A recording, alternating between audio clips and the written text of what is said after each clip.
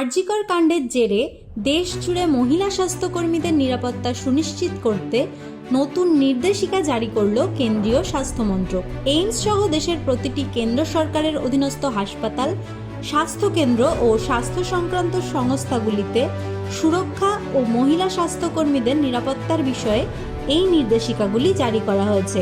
এখানে বলা হয়েছে, কেন্দ্রের অধীনে থাকা প্রতিটি হাসপাতাল, স্বাস্থ্যকেন্দ্র ও স্বাস্থ্য সংক্রান্ত নিরাপত্তা আরও অন্তত 25% বৃদ্ধি করতে হবে। নাইট ডিউটিতে মহিলা কর্মীকে একা রাখা যাবে না। প্রতিটি ক্ষেত্রে ন্যূনতম 2 জন মহিলা কর্মী রাখতে হবে।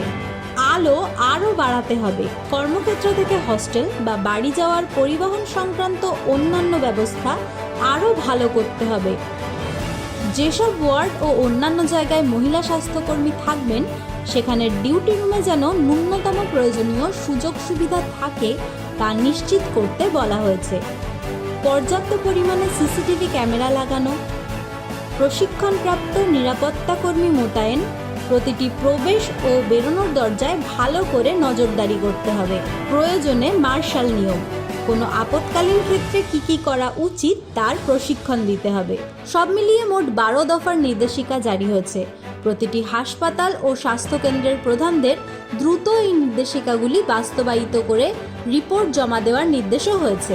হঠাৎ করে কোনো অপ্রীতিকর পরিস্থিতি তৈরি হলে তা মোকাবিলা করার জন্য কি করতে হবে তার ট্রেনিং দেওয়ার পাশাপাশি নিয়মিত তার পর্যবেক্ষণ ও মক ড্রিল করার নির্দেশও দিয়েছে জেপি নাড্ডার মন্ত্রক।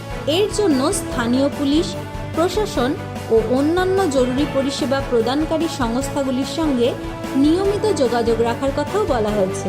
রোগী এবং রোগীর আত্মীয়দের সঙ্গে সংযোগ তৈরি করার জন্য কোঅর্ডিনেটর নিয়োগ করার নির্দেশ রয়েছে এই নির্দেশিকায়। দেখা যাক এই নতুন ব্যবস্থায় মহিলা স্বাস্থ্যকর্মীদের নিরাপত্তা কতটা সুনিশ্চিত হয় তা একমাত্র সময়ই বলতে পারে। তবে স্বাস্থ্য মন্ত্রকের এই উদ্যোগকে সাধুবাদ জানিয়েছেন অনেকেই।